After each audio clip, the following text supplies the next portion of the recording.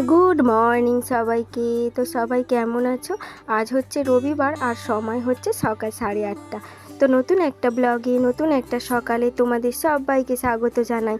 তাহলে চলো বন্ধুরা, আরও একটা নতুন দিন তোমাদের সঙ্গে শুরু করা যাক।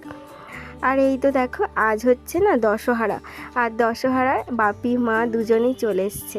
আর যে রোজকার মতো যেমন বলি যে বাপি মা আসলে একসাথেই চা খাই, সেই জন্য একসাথেই এই যে চা খেতে বসে গেছি।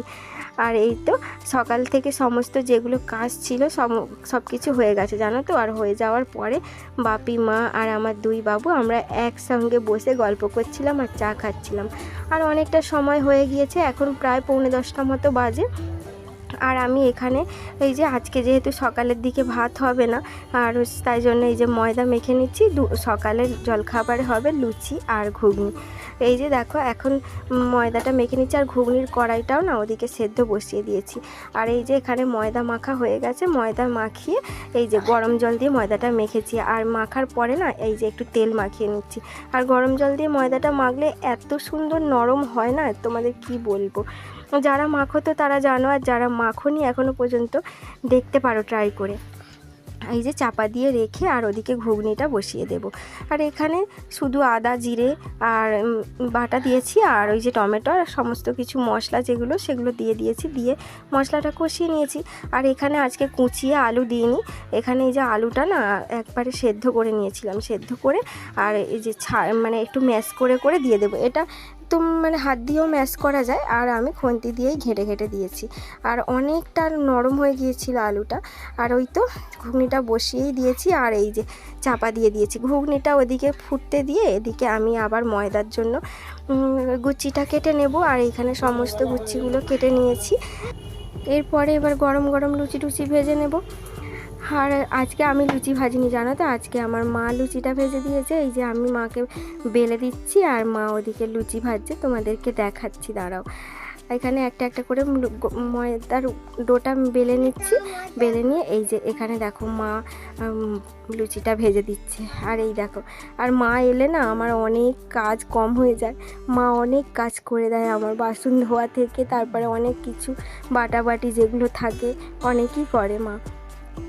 আর এখানে এই যে বাপির জন্য খাবার বেড়ে নিচ্ছি। আর আমার বাপি এলে তো বাবুরা খুবই অস্থির করে, মানে বাপিকে একটু দাঁড়াতে বসতেও দেয় না।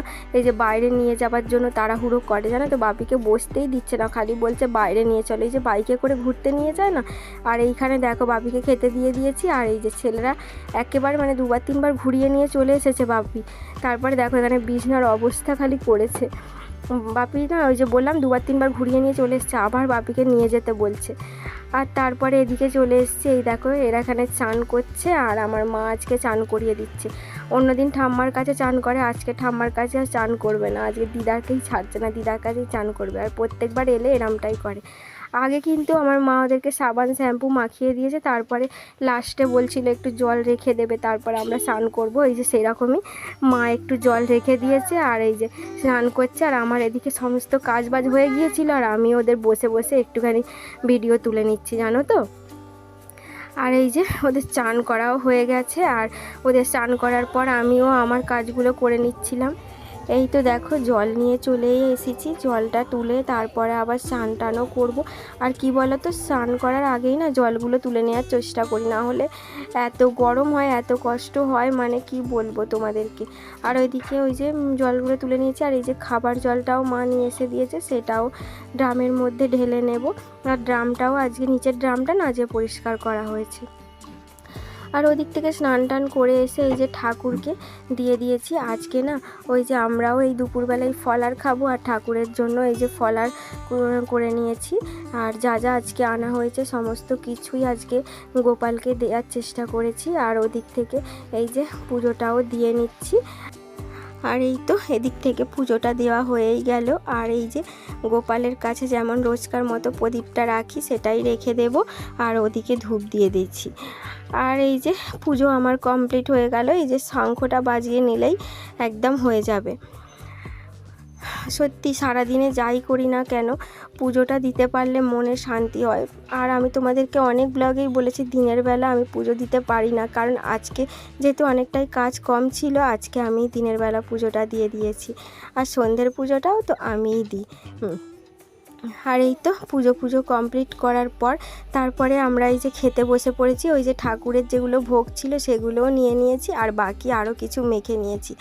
আসলে এই সব জিনিস তো সবসময় খাওয়া হয় না, অনেক দিন ছাড়া যদি খাওয়া হয় না সত্যিকারে খুব ভালো লাগে এরকম ফল আর খেতে, জানো তো। এতে নারকেল টারকেল দিয়ে তারপরে কলা দই এসবও ছিল, খুব ভালো লাগছিল জানো তো খেতে।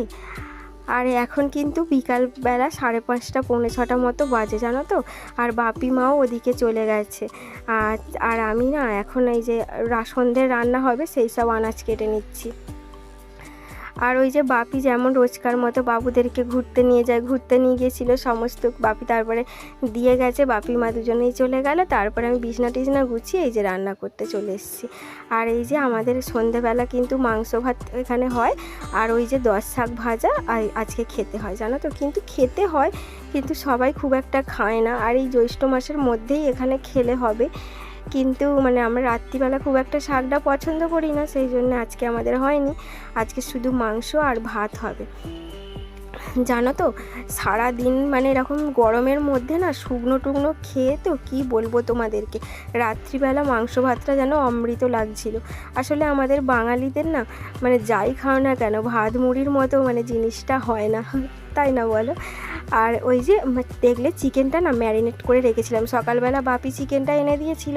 চিকেনটাতে ওই যে দই, তারপরে তোমার আদা রসুন বাটা, ওই যে তেল লঙ্কা হলুদ এইসব দিয়ে ম্যারিনেট করে রেখেছিলাম। এখন শুধু পেঁয়াজ আর টমেটোটা হালকা করে কষিয়ে তারপরে ওই যে চিকেনটা ভালোভাবে দিয়ে দিলাম, চিকেনটা দিয়ে আর ওই যে ভেজে রাখা আলুটাও দিয়ে দিলাম।